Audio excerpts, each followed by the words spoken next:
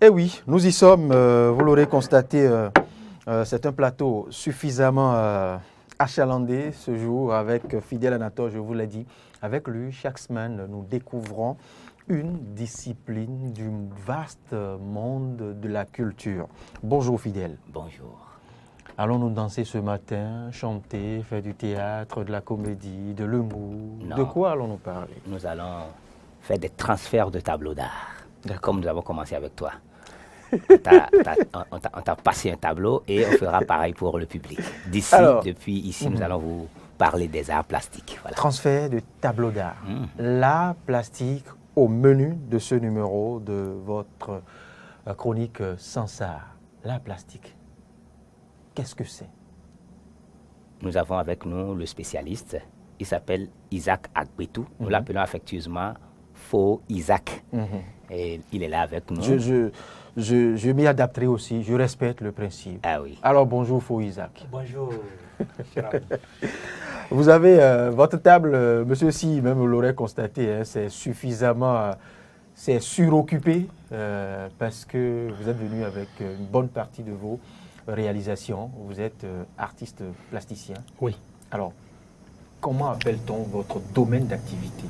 Ok, je suis un plasticien, et précisément un chantonneur. Hein? Je fais le chantonnage. Chantonnage. Oui, et c'est ça qu'on appelle, celui qui fait le chantonnage, on appelle le chantourneur. Ah oui. Et c'est une sous-rubrique de la calligraphie. C'est l'art de dessiner les lettres pour former les mots. Montrez à la caméra. Voilà. Par exemple, l'art de dessiner les lettres pour former les mots. Et les mots, une fois dessinés, oui. Tout est grâce. C'est là ce que je lis là. Oui, tout est grâce. Oui, on forme des phrases pour répondre aux besoins de la population. On n'écrit pas dans le vide. Voilà, donc voilà un exemple, tout est grâce.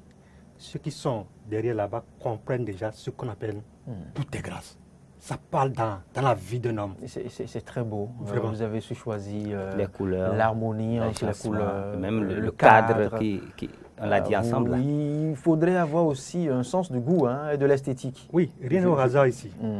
Tout ce que vous voyez ici, il faut avoir l'art dans les yeux et dans les ongles pour pouvoir faire une telle harmonie.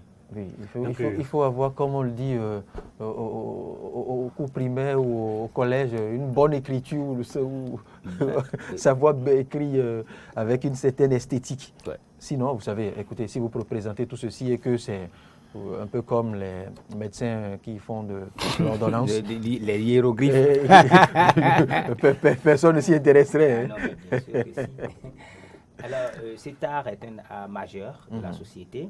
Ça fait partie des 7 domaines des arts. Et c'est un art assez répandu par le monde.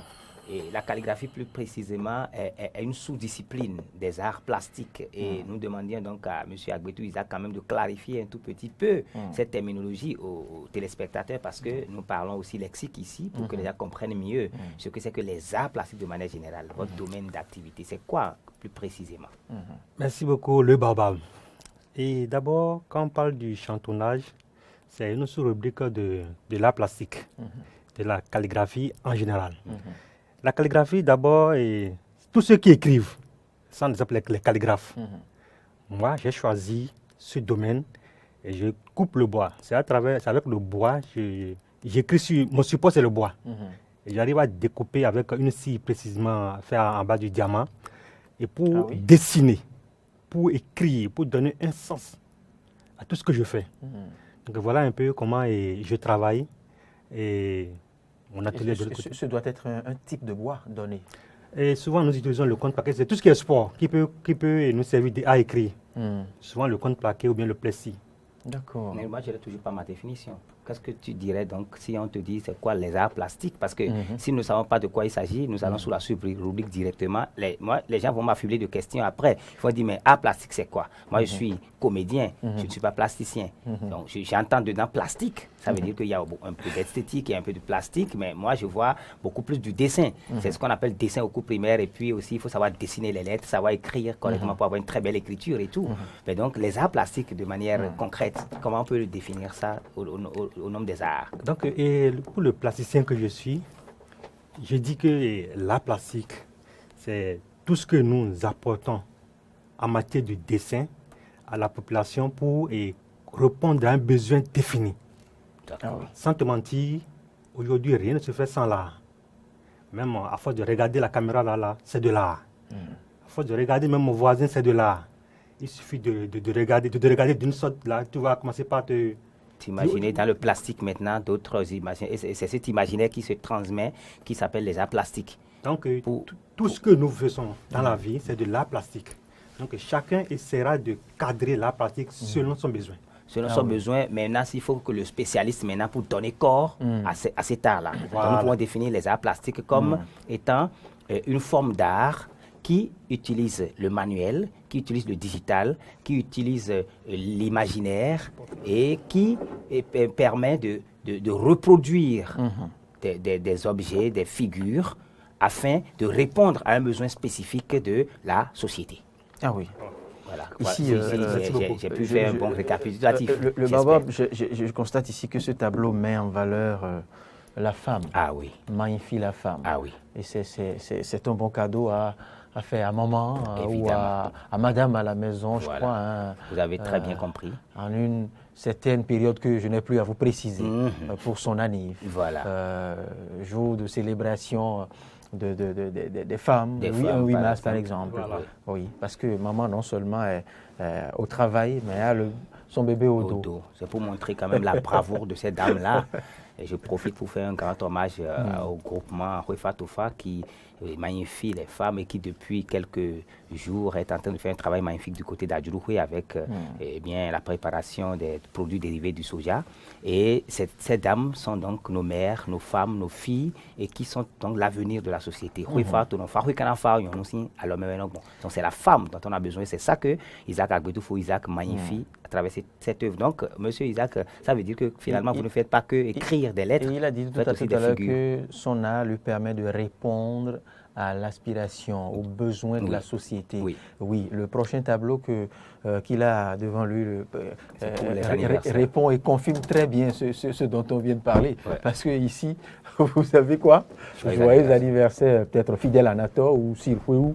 On met la photo. Ou celle qui vient de passer par ici et qui fêtait son anniversaire. Ah oui, on l'oubliait, justement. Coach Aurore Gladys Dossuovo qui fait une bougie de plus. On lui souhaite tout le meilleur d'ailleurs. Elle s'appelle Gladys, le nom de mon épouse, à qui je rends hommage aussi à travers l'image de la femme.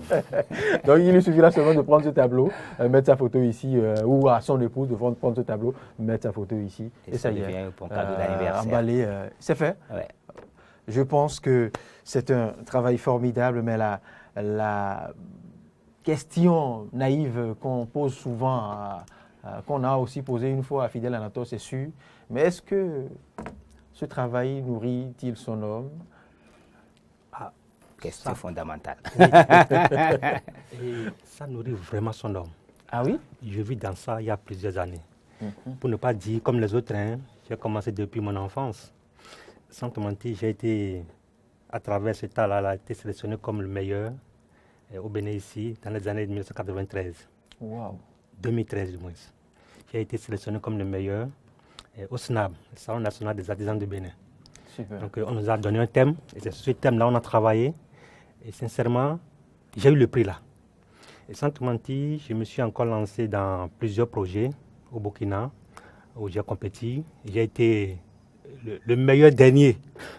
Ça veut dire qu'il me reste à faire. Donc, sans te mentir, j'ai vu de ça, ma famille vit de ça, et je crois en ça. Ah oui. Donc, là, nourrit bien son homme. La très belle phrase, c'est de croire en ce qu'on fait. C'est ça. Et c'est ça que vous venez d'exprimer. Vous puis, croyez. Et puis, Isaac, l'exemple typique quand même de l'endurance, de la persévérance et du travail bien fait, surtout de la finesse et aussi de la polyvalence, parce que c'est un monsieur qui est aussi dans l'agroalimentaire et qui a beaucoup travaillé avec des gens qui ont des projets, qui ont eu des entreprises et tout. Et lui aussi, il s'est lancé sur la voie de l'entrepreneuriat et évidemment, à un moment donné, je l'y ai beaucoup encouragé. Il était du côté de Boycon, je lui ai dit, Boycon, oui, mais Cotonou, c'est encore mieux. Et il a pris le grand risque. Donc, c'est un hommage que je lui dis en ce moment. Et c'est un modèle pour... Entreprendre, c'est prendre aussi un risque. Prendre un risque et puis oser venir se jeter en l'air, rester ici à Cotonou. Il s'en est sorti et aujourd'hui, il vit de ça. C'est d'ailleurs ça qui fait que s'il n'était pas un modèle, un exemple dans l'excellence, je ne pouvais pourrais pas l'amener sur ce plateau, parce que ce plateau, c'est quand même un plateau d'élite.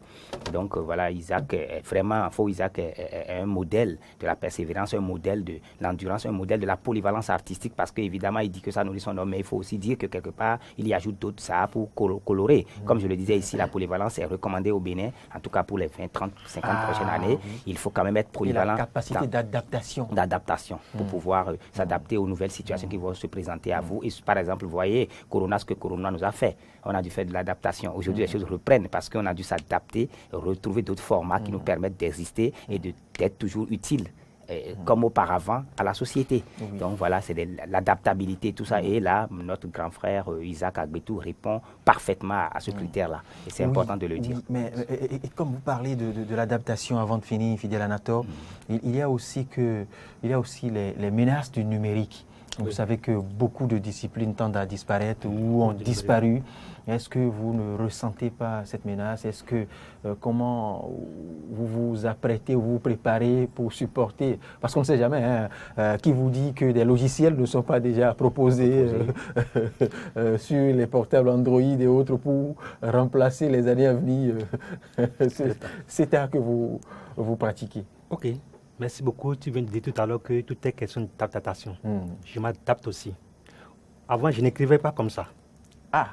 Donc, au fur et à mesure que les choses évoluent, je me suis aussi approvisionné en outils moderne de coupure pour être à la mode. D'accord.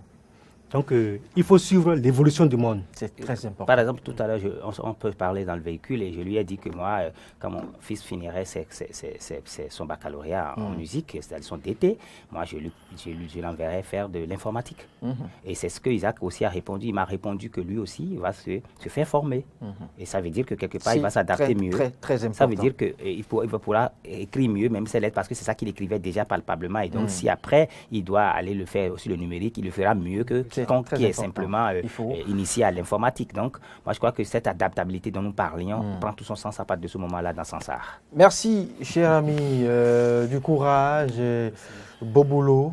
Moi, je vous souhaite... Et il nous reviendra la semaine pourquoi prochaine. Pas, avec d'autres productions, avec d'autres créations. N'hésitez pas, c'est Eden TV, c'est chez vous. N'hésitez pas aussi à faire... Ce qui est intéressant avec Isaac, c'est qu'il écrit dans plusieurs langues. Au prochain numéro, il nous reviendra. J'ai vu des tableaux en arabe. Il va nous revenir avec ces tableaux qu'il va nous présenter. Et il l'écrit aussi en anglais. Et il prépare un certain nombre il prépare une tournée scolaire pour aller distribuer. Il fait des cartes du Bénin. Il fait tout ce dont les enseignants ont besoin et tout. Il les fait avec ce style-là et ça permet quand même aux enseignants d'avoir quelque chose de concret et de joli, de beau en même temps. Voilà. Et en même temps, il fait cette tournée. Quand il va finir, il va aller du côté du Ghana pour aller continuer ce travail, pour aller continuer à vendre des tableaux, etc. Alors, donc, du coup, job. Il va nous revenir en fin d'année, etc. Il va nous revenir quand même avant de partir au Ghana, j'espère. Donc nous allons revenir au numéro prochain certainement pour pouvoir voir d'autres œuvres qu'il a eu à faire et parler encore d'autres aspérités des arts pour le Sansar. Très bien. Allez, merci. Faux Isaac, c'est bien ça? C'est moi. Bonne journée. Je vous en prie. Merci, Fidèle Anator. Merci. Continuez à nous ramener de ces merveilles sur Sansar. On ne demande que ça. Merci. Et merci de votre disponibilité. C'est un plaisir. Très bonne journée à toutes et à tous. On se donne rendez-vous demain pour le dernier numéro, pour le compte cette semaine.